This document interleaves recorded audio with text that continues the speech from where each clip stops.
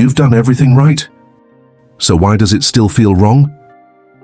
You showed up, you gave more than you had.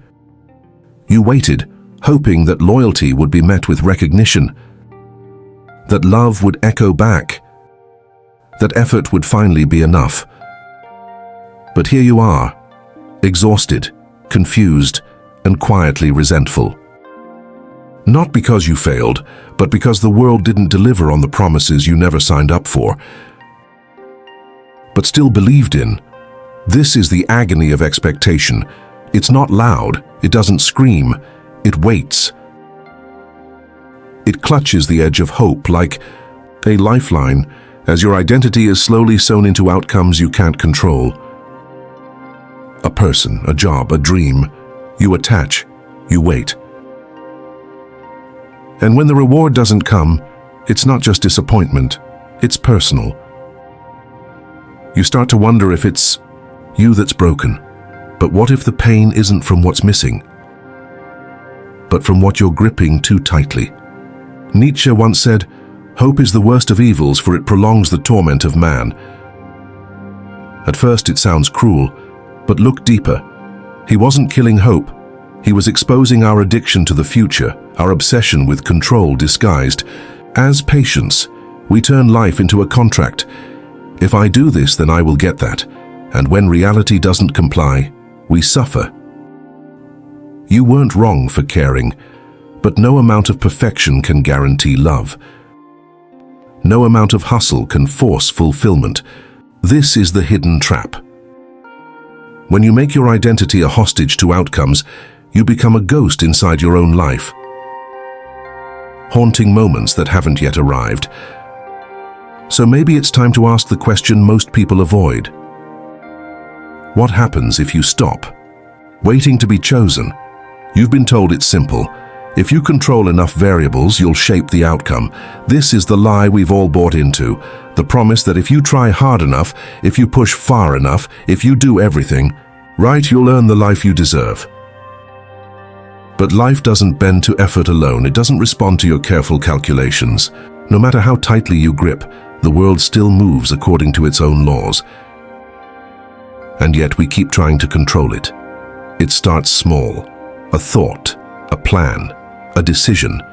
But soon it grows into a full-fledged obsession. You check the results. You rehearse your actions. You monitor every detail like a soldier at war. The problem is that the war isn't outside of you, it's within. This endless fight to control is not about shaping the world. It's about controlling your fear of uncertainty. And the more you cling, the more the world slips away from you. What if I told you that this constant striving, this endless tightening of your grip on life, is not making you powerful, it's making you weak? Jung spoke of the shadow, the part of ourselves we try to hide, control, or deny. The shadow isn't just the dark side of our character, it's everything we refuse to accept, especially our powerlessness. When we insist on controlling everything, we ignore the chaotic, unpredictable parts of life that are meant to teach us. This obsession with outcomes, this false sense of mastery, blinds us to the present moment. The truth is, the more we try to control, the further we drift from who we are and what we truly need. What if the strength you've been seeking isn't in holding tighter? What if it's in letting go? The wisdom isn't in the effort to manage every piece of the puzzle. It's in the realization that you can only control how you respond, not what happens. The true power is in surrender, not submission, but in trusting that the world will unfold regardless of your will. And when you can stop trying to command life, you might just find yourself in the very flow you've been chasing all along. What if true power lies in surrender, not in giving up, but in letting go? Carl Jung's philosophy cuts against the grain of everything we've been taught. He believed that the more we release our attachment to specific outcomes, the more we align with our inner self, the true source of power. It's a paradox. The more you let go, the more you become. The more you step aside, the more the truth of who you are can emerge. Jung's idea of individuation is about becoming whole, about integrating every part of yourself, even those parts hidden in the shadows. But this integration isn't a conscious effort. It's not something your ego can force or control. The ego, that armor we wear to protect ourselves, often stands in the way of the deeper truth. It creates walls, keeps you confined within its narrow view of reality, and makes you believe that control is the path to power. But in reality, the more the ego tries to grasp, the further we drift from the truth of our own being. Jung said, "The most terrifying thing is to accept oneself completely." Why? Because to accept yourself is to surrender your need to control how you appear, how you are perceived, how the world responds to you. It is, in essence, the death of the ego. But this is not a loss. It's the greatest form of liberation.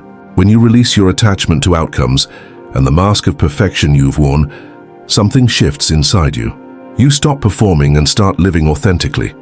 In this surrender, you discover a power far deeper than any control could give you. It's the precision of being yourself in a world that demands masks. It's the stillness that rises above chaos, not because you've dominated it, but because you've allowed your truth to simply be. The ego dies, and in its place you become sovereign, not by force, but by allowing the self to emerge.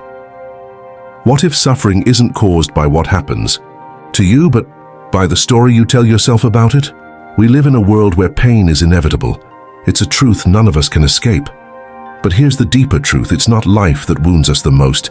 It's our resistance to what life is. It's the story we build around the pain, the expectations we attach, the way we try to control the uncontrollable. You've felt it, haven't you? That unbearable ache when love isn't returned, when your efforts don't bear fruit, when the timing doesn't align the way you think it should. It's not the pain of the moment that cuts deepest. It's the story you've been telling yourself about the moment. I'm not good enough. I don't deserve this. Why does this keep happening to me? You try to force things into place, don't you? Force love into people who aren't ready to give it. Force growth in yourself before the soil has had time to nourish you. Force timing, believing that you know better than life itself. But this is the trap. The more you force, the more you resist what is, the more pain you add to your life. Pain is like a knife. It's sharp and it can cut deep. But resistance? Resistance is where the real suffering happens. The real question is, what are you refusing to accept, and how much is it costing you? Every time you fight against what's happening, you build a wall between yourself and peace. You're fighting a battle you can't win, one where the enemy is not out there, but inside of you. It's the voice of the ego, demanding things. Be different than they are. It's the pressure to conform to your own narrative, to force your life into a preordained story. But life doesn't work like that. What would happen if you stopped resisting? If you stopped telling yourself stories of scarcity, of not being enough? What if you simply accepted what is, without the judgment, without the shame, without the need to change it? This isn't weakness. This is freedom. This is where you start to reclaim your true power. At the heart of every attachment is a fear that if you don't succeed, you are nothing. A fear that if love isn't returned, you are unworthy. A fear that if you don't get what you want, you will disappear into the void of insignificance. It's not the thing you desire that holds you captive. It's the terror of what will happen if you don't get it. The gripping, the chasing, the need for validation, it all comes from one deep, raw, and invisible place: fear. You've been here before, haven't you? Clinging to a relationship that doesn't return your love, obsessing over a job that doesn't fulfill you, striving endlessly for success like it will finally prove your worth. But what if it's not about the thing itself? What if it's not even about the love, the job, or the achievement? What if it's about the fear that you'll be nothing without it? This fear, this need to prove yourself, often starts in childhood. You were conditioned to believe that love, attention, and approval were earned, that your worth depended on how well you performed, how much you gave, how much you did. If you were good enough, you were loved. If you succeeded, you were valued. And so you learned to chase outcomes as if they were the measure of your worth. But somewhere along the way you forgot something essential, that you were worthy simply because you exist. This psychological wound, often formed in childhood, is why you grip so tightly to outcomes. Because deep down, you've never been taught that you are enough without proof, without validation. And so you chase, you strive, you try to force love, growth, success, because you fear that if you don't prove yourself, you'll be left in the cold, alone, and unloved. But here's the truth. You don't have to chase anything to be worthy. You were born worthy. Your value was never tied to your achievements or to someone else's validation. The only thing that's been missing is your recognition of this fact. And the moment you stop chasing, stop fearing your own inadequacy, is the moment you begin to embrace the power of who you truly are. There comes a moment, a quiet one, when the weight of constant striving becomes unbearable. It's not the failure that hurts anymore. It's the exhaustion of trying, of pushing, of forcing. The emotional fatigue settles in like a heavy fog, and for the first time, you ask yourself a question that lingers in the stillness. What if I just let go? This is the threshold, the moment when your soul finally grows tired of running, when the chase feels too hollow, too empty to continue. It's not a collapse, not a giving up. No, this is the moment of surrender. It's not apathy, it's awakening. You're not losing anything. You're finally finding something that's been there all along. In this stillness, you realize that everything you've been striving for, everything you've been attaching to, was never the source of your power. It was just a distraction, a mask you wore to cover the emptiness that comes from not being in alignment with yourself. Surrender isn't weakness. It's the moment when you step aside so that something greater than your ego can enter. The choice to stop chasing outcomes is the beginning of something profound. You're no longer fighting against life, no longer trying to wrestle control from the universe. You're choosing to allow yourself to become who you were always meant to be. This is where the sacred pivot happens. You stop focusing on what you need to do to be someone, and instead focus on becoming who you already are. The shift isn't external, it's internal. You're not chasing, you're simply existing. And in this existence you realize you are enough. You always were. And now you step into your power, not through effort, but through surrender. Letting go is not the same as abandoning. It's not disconnection. It's not carelessness. It's not detachment born from apathy, nor a withdrawal born from fear. Letting go is a choice, a powerful, deliberate decision to engage deeply with life, but without the need for validation or control. It's the difference between loving without clinging and working without obsession. You can care profoundly, without needing desperately. You've been taught that if you don't hold on tight, you'll lose everything. That if you don't grip the world like it's slipping through your fingers, you'll be left empty-handed. But what if the opposite is true? What if the tighter you hold, the more you suffocate the very thing you desire? Imagine for a moment your hand. When your fist is clenched, everything inside it is bound by force. You try to control, to contain, but the moment you open your palm, you realize something profound. The things you hold on to are free to move, and in their freedom, they flourish. This is the psychological distinction between detachment and disconnection. Detachment is not about rejecting life or its experiences. It's about releasing the dependency that causes suffering. Detachment is an open hand, offering love, work, and engagement, without the desperate need for a specific outcome. It's about participating fully in life, but without letting life dictate who you are. When you detach, you care deeply, but you don't attach your worth to the outcome. You can love someone without needing them to validate you. You can give your best at work without tying your sense of identity to success. It's the understanding that your power isn't in what you get, but in what you choose to give freely. This is where detachment becomes empowerment. You don't need to control life to find peace. You don't need to chase approval to feel worthy. The more you release, the more you gain. The more you open, the more you receive.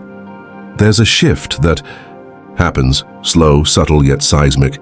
It's the moment when ambition no longer drives you, but something deeper, quieter, and more powerful. Alignment. Jung taught that the true self isn't revealed through the pursuit of external results. It's revealed when we begin to follow our inner truth, when we align ourselves with who we truly are, not with what the world expects us to be.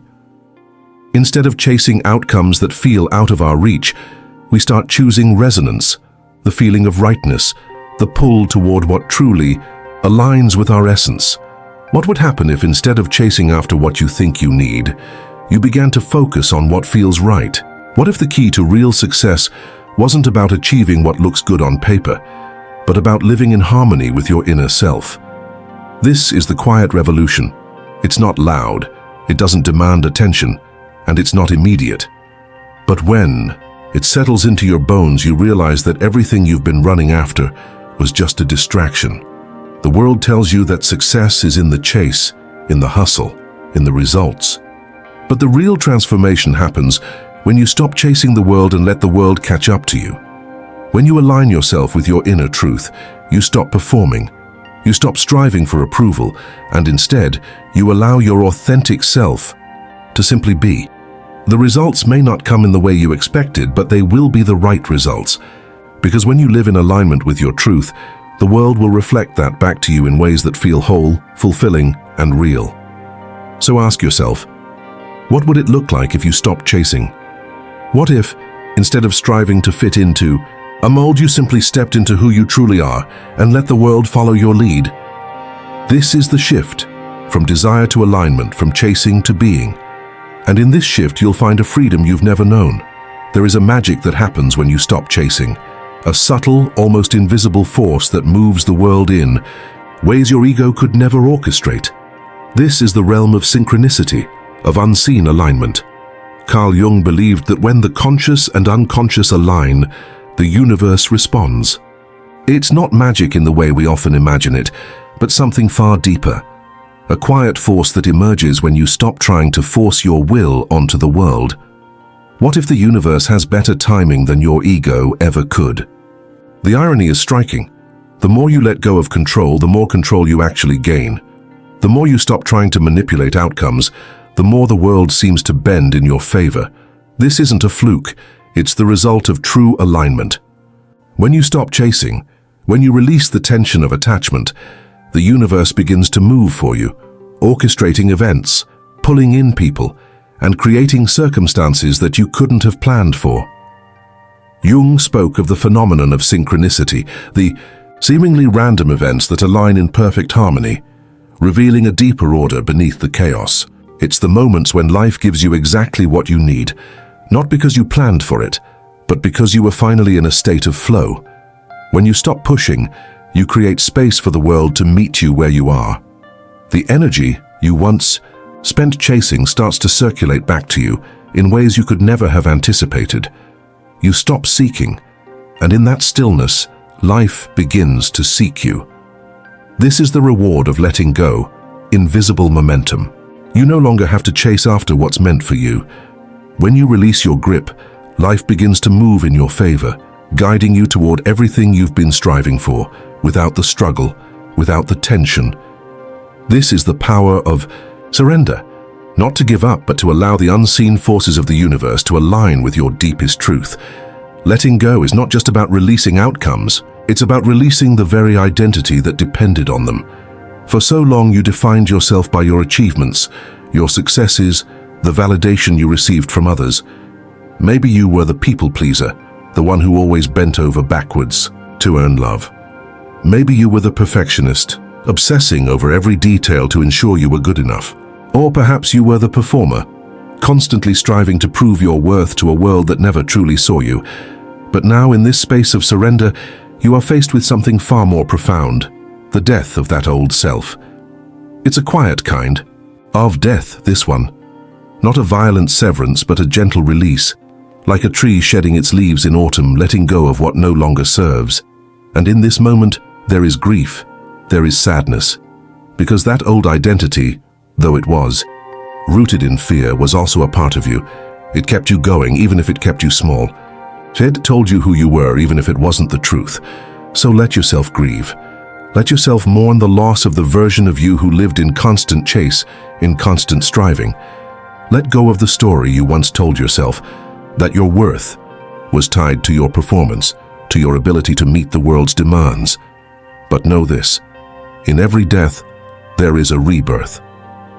In every ending, there is a beginning. And the freedom that comes with releasing this identity is the very space where the new you can finally breathe. This isn't the end of who you are. It's the beginning of who you were always meant to become. The person who no longer needs to chase approval, who no longer measures worth by what they can achieve. You are the sum of everything you are beneath the roles you've played, the masks you've worn.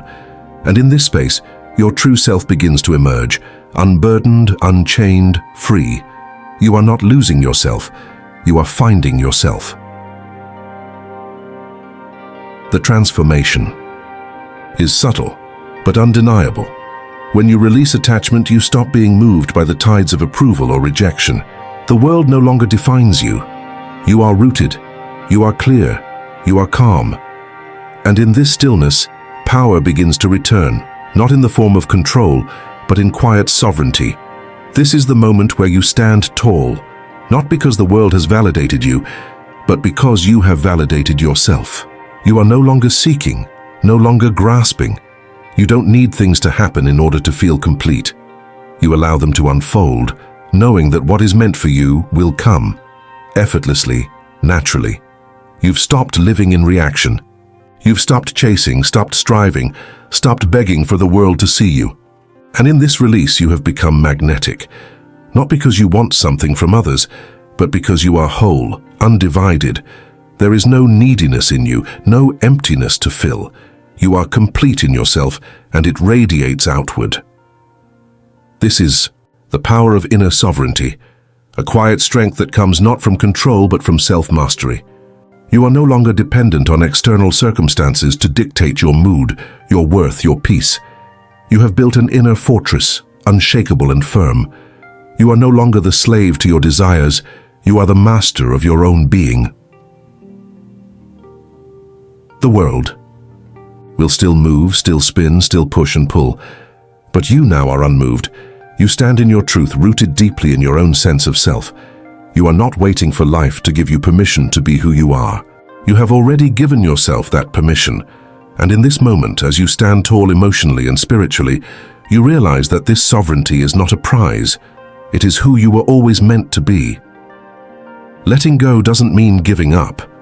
It doesn't mean retreating, abandoning your dreams or stepping away from the life you're creating. No, this is the paradox. You can let go of attachment while still staying ambitious. You can release the need for control without losing the drive to create, to love, to live fully. So how do you do this? How do you stay heart-driven, focused and engaged, but without holding on to outcomes with a death grip? It begins with mindfulness, the practice of being present.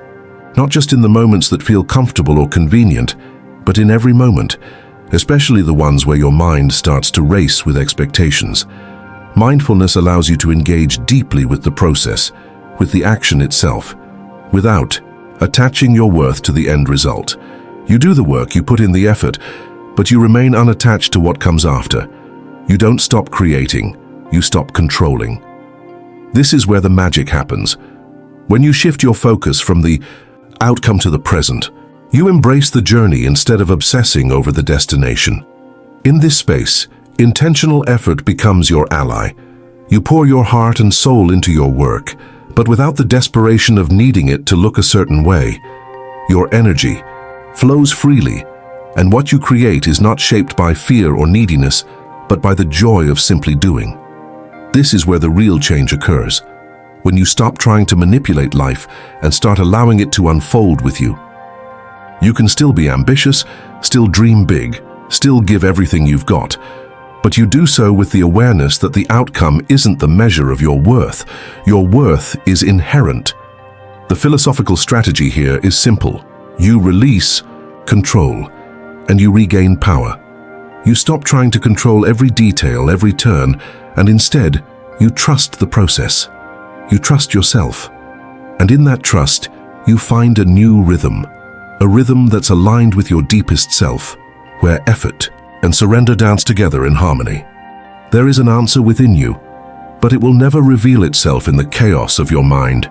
You've been taught to chase, to strive, to constantly seek answers in the noise of the world. You've been taught that the next step, the next move, must come from the hustle, the control, the relentless push for results. But what if the truth is different? What if the next step isn't found by moving forward at all, but by moving inward? This is where silence enters the picture. Jung spoke of the unconscious, the vast hidden part of you that speaks in symbols, in dreams, in feelings you can't always explain. It's the quiet voice that you can only hear when you stop talking, when you stop thinking, when you stop trying to force an outcome. In this stillness, a deeper truth emerges. It doesn't shout, it doesn't demand, it simply whispers. And that whisper, that subtle voice, is where your next move comes from. It's not a decision born from the ego, from what you think you should do. It's a knowing, a truth that exists in the space between your thoughts, in the pause between your breaths. This silence is not an absence, it is a presence. And it is in this presence, in this deep listening, that you begin to hear what you've been seeking all along. Not through effort, but through surrender. Not by forcing, but by allowing. The answers are already inside you, waiting for you to stop and listen. They come when the noise of your fears, your doubts, your expectations finally fades away. This silence isn't emptiness, it is fullness. It is the space where your true self can emerge. So in this moment, take a breath, take a pause, let the noise die down, and in that stillness, trust that the next step will come not from your trying but from your listening.